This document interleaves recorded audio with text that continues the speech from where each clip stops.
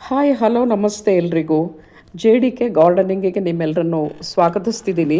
ಇವತ್ತಿನ ವಿಡಿಯೋನಲ್ಲಿ ನಾನು ಮನೆಯಲ್ಲೇ ವೇಸ್ಟ್ ಪ್ರಾಡಕ್ಟ್ಸ್ನಿಂದ ಕಾಂಪೋಸ್ಟನ್ನು ಹೇಗೆ ಮಾಡೋದು ಅನ್ನೋದನ್ನು ತಿಳಿಸ್ತೀನಿ. ಆ ವಸ್ತು ಯಾವುದು ಅಂದರೆ ಅದು ಈರುಳ್ಳಿ ಮತ್ತು ಬೆಳ್ಳುಳ್ಳಿ ಸಿಪ್ಪೆ. ಪ್ರತಿದಿನ ಸಾಮಾನ್ಯವಾಗಿ ಅಡುಗೆಯನ್ನು ಮಾಡೋದಕ್ಕೆ ಎಲ್ಲರೂ ಕೂಡ ಈರುಳ್ಳಿ ಮತ್ತು ಬೆಳ್ಳುಳ್ಳಿಯನ್ನು ಬಳಸ್ತಾರೆ. ನಾನ್ ವೆಜ್ ಅಡುಗೆಗಳಿಗಂತೂ ಈರುಳ್ಳಿ ಬೆಳ್ಳುಳ್ಳಿ ಇಲ್ಲದೆ ನಾನ್ ವೆಜ್ ಅಡುಗೆಗಳನ್ನು ಮಾಡೋಕ್ಕಾಗೋದೇ ಇಲ್ಲ. ಆದರೆ ಇದನ್ನು ಯೂಸ್ ಮಾಡಿದ್ಮೇಲೆ ಇದರ ಸಿಪ್ಪೆಯನ್ನು ಕಸಕ್ಕೆ ವೇಸ್ಟ್ ಅಂತ ಎಸ್ಬಿಡ್ತೀವಿ. ಆದರೆ ಈ ಸಿಪ್ಪೆಯಿಂದ ನಮಗೆ ಸಾಕಷ್ಟು ರೀತಿಯಲ್ಲಿ ಪ್ರಯೋಜನಗಳು ಸಿಗುತ್ತೆ. ಅಂದರೆ ಈ ಸಿಪ್ಪೆಯಿಂದ ಆರ್ಗ್ಯಾನಿಕ್ ಗೊಬ್ಬರವನ್ನು ತಯಾರಿಸ್ಬಿಟ್ಟು ಎಲ್ಲ ಗಿಡಗಳಿಗೆ ನಾವು ಹಾಕೋದ್ರಿಂದ ಗಿಡಗಳ ಬೆಳವಣಿಗೆ ತುಂಬ ಫಾಸ್ಟ್ ಆಗುತ್ತೆ ಮತ್ತು ಕೀಟಗಳನ್ನು ಕೂಡ ನಾವು ಸ್ವಲ್ಪ ಅವಾಯ್ಡ್ ಮಾಡಬಹುದು. ಅಲ್ಲದೇ ಮಣ್ಣಿನಲ್ಲಿ ಸೂಕ್ಷ್ಮ ಜೀವಿಗಳ ಕ್ರಿಯೆಯನ್ನು ಇದು ಹೆಚ್ಚಿಸುತ್ತೆ ಮತ್ತು ಮಣ್ಣಿನ ಗುಣಮಟ್ಟ ಜೊತೆಗೆ ಅದರ ಫಲವತ್ತತೆಯನ್ನು ಕೂಡ ಈ ಒಂದು ಗೊಬ್ಬರ ಹೆಚ್ಚಿಸುತ್ತೆ. ಯಾಕೆ ಅಂದರೆ ಈ ಸಿಪ್ಪೆನಲ್ಲಿ calcium, phosphorus, copper, iron, potassium ಹೀಗೆ ಬೇಕಾದಷ್ಟು ನ್ಯೂಟ್ರಿಯೆಂಟ್ಸ್ ಇದೆ. ಇಂಡೋರ್ ಗಿಡಗಳಿಗಂತೂ ಇದು ಬೆಸ್ಟ್ ಫರ್ಟಿಲೈಸರ್. ಅಂದರೆ ಇಂಡೋರ್ ಗಿಡಗಳಿಗೆ ಹಾಕಿದ್ರೆ ತುಂಬ ಚೆನ್ನಾಗಿ ಗಿಡಗಳು ಬೆಳೀತವೆ. ಇದನ್ನು ಬಳಸೋದ್ರಿಂದ ಯಾವುದೇ ರೀತಿಯಾದಂತಹ ಸೈಡ್ ಎಫೆಕ್ಟ್ಸ್ ಇರೋದಿಲ್ಲ. ಇದನ್ನು ಎಕೋ ಫ್ರೆಂಡ್ಲಿ ಅಂತಲೂ ಕೂಡ ಕರಿತೀವಿ. ಆದ್ದರಿಂದ ಯಾವುದೇ ಖರ್ಚು ಇಲ್ಲದೇ ಗಿಡದ ಯಾವುದೇ ಬೆಳವಣಿಗೆಯ ಹಂತದಲ್ಲಿ ನಾವು ಬಳಸಬಹುದಾದಂತಹ ಒಂದು ನೈಸರ್ಗಿಕ ಆರ್ಗ್ಯಾನಿಕ್ ಫರ್ಟಿಲೈಸರ್ ಇದು. ಇದನ್ನು ಬಳಸೋದ್ರಿಂದ ಗಿಡದ ಎಲೆಗಳು ತುಂಬ ಸೊಂಪಾಗಿ ಮತ್ತು ಗ್ರೀನಿಶ್ ಆಗಿ ಇರೋದಕ್ಕೆ ಇದು ಹೆಚ್ಚು ಸಹಾಯವನ್ನು ಮಾಡುತ್ತೆ.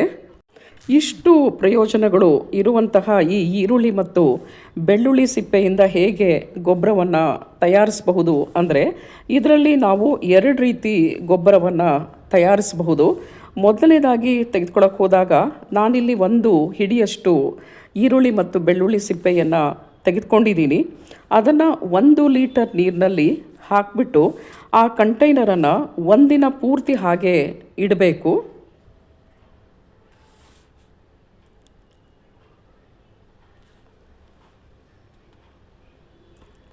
ಒಂದಿನ ಆದಮೇಲೆ ನೋಡಿ ಈರುಳ್ಳಿ ಮತ್ತು ಬೆಳ್ಳುಳ್ಳಿ ಸಿಪ್ಪೆ ಸಂಪೂರ್ಣ ಫರ್ಮೆಂಟೇಷನ್ ಆಗಿದೆ. ಅಂದರೆ ಈ ಸಿಪ್ಪೆ ತನ್ನ ಎಲ್ಲ ನ್ಯೂಟ್ರಿಯೆಂಟ್ಸನ್ನು ನೀರಿನಲ್ಲಿ ಡಿಸಾಲ್ವ್ ಮಾಡಿದೆ. ನೋಡಿ ಇದರ ಕಲರ್ ನೋಡಿ, ಅದು ಕಂದು ಬಣ್ಣಕ್ಕೆ ತಿರುಗಿದೆ. ಇದನ್ನು ನಾವು ಶೋಧಿಸ್ಕೊಳ್ಬೇಕು. ಇದು ನೋಡಿ ಈರುಳ್ಳಿ ಮತ್ತು ಬೆಳ್ಳುಳ್ಳಿ ಸಿಪ್ಪೆಯ ಆರ್ಗ್ಯಾನಿಕ್ ಲಿಕ್ವಿಡ್ ಫರ್ಟಿಲೈಸರ್. ಇದನ್ನು ಹಾಗೆ ಡೈರೆಕ್ಟಾಗಿ ಗಿಡಗಳಿಗೆ ಹಾಕಬಾರ್ದು.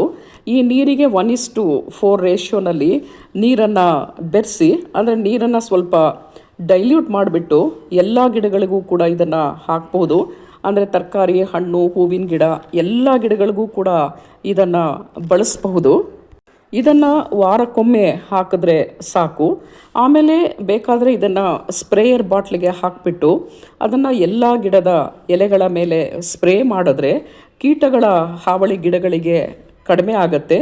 ಯಾಕೆಂದರೆ ಇದು ನ್ಯಾಚುರಲ್ ಪೆಸ್ಟಿಸೈಡ್ ಆಗಿಯೂ ಕೂಡ ಇದು ಕೆಲಸವನ್ನು ಮಾಡೋದ್ರಿಂದ ಇದನ್ನು ಪೆಸ್ಟಿಸೈಡ್ ಆಗಿಯೂ ಕೂಡ ಇದನ್ನು ನಾವು ಉಪಯೋಗವನ್ನು ಮಾಡಿಕೊಳ್ಬಹುದು. ನಾವು ನೀರನ್ನು ಶೋಧಿಸಿ ಆದಮೇಲೆ ಈ ಸಿಪ್ಪೆ ನಮಗೆ ಸಿಗುತ್ತೆ. ಈ ಸಿಪ್ಪೆಯನ್ನು ಮಲ್ಚಿಂಗ್ ಆಗಿಯೂ ಕೂಡ ಇದನ್ನು ಉಪಯೋಗಿಸ್ಕೊಳ್ಬಹುದು. ಇದು ಡ್ರೈ ಆಗಿರೋದ್ರಿಂದ ಬೇಗ ಡಿಕಾಂಪೋಸ್ ಆಗಿಬಿಟ್ಟು ಇದು ಮಣ್ಣಿನ ಫಲವತ್ತತೆಯನ್ನು ಹೆಚ್ಚಿಸುತ್ತೆ ಮತ್ತು ಯಾವುದೇ ಒಂದು ಕಳೆಗಳು ಗಿಡದಲ್ಲಿ ಬರೋದಕ್ಕೆ ಅವಕಾಶ ಇರೋದಿಲ್ಲ. ಆದ್ದರಿಂದ ಇದರಿಂದ ಮಲ್ಚಿಂಗ್ ಮಾಡೋದು ಬೆಸ್ಟ್ ಮೆಥಡ್ ಇದು.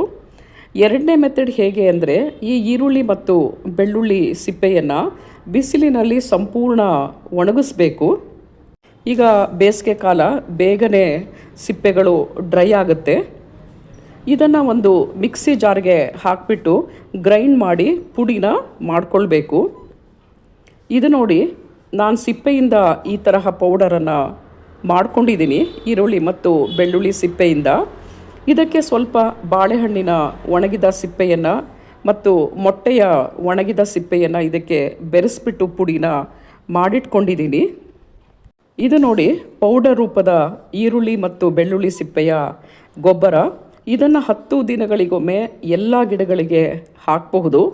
ಗೊಬ್ಬರ ಹಾಕೋಕ್ಕಿಂತ ಮುಂಚೆ ಮಣ್ಣನ್ನು ಸ್ವಲ್ಪ ಸಡಿಲ ಮಾಡಿಕೊಳ್ಬೇಕು. ಆಮೇಲೆ ಪ್ರತಿ ಗಿಡಕ್ಕೆ ಅದರ ಕಾಂಡದಿಂದ ಸ್ವಲ್ಪ ದೂರದಲ್ಲಿ 1 ಚಮಚದಷ್ಟು ಹಾಕಿದ್ರೆ ಸಾಕು. ಅದು ಬೇಗ ಮಣ್ಣಿನಲ್ಲಿ ಅಬ್ಸರ್ವ್ ಆಗಿಬಿಟ್ಟು ನಾವು ಒಳ್ಳೆ ತರಕಾರಿ ಮತ್ತು ಹಣ್ಣುಗಳನ್ನು ಬೆಳ್ಕೊಳ್ಬಹುದು. ಈ ಪುಡಿಯನ್ನು 2 ಅಥವಾ 3 ತಿಂಗಳು ಬೇಕಾದರೂ ಕೂಡ ಸ್ಟೋರ್ ಮಾಡಿ ನಮಗೆ ಬೇಕಾದಾಗ ಈ ಪೌಡರನ್ನು ಗಿಡಗಳಿಗೆ ಯೂಸ್ ಮಾಡಬಹುದು. ಇದು ಬಡ್ ಡ್ರಾಪ್ ಪ್ರಾಬ್ಲಮನ್ನು ಕೂಡ ಸಾಲ್ವ್ ಮಾಡುತ್ತೆ.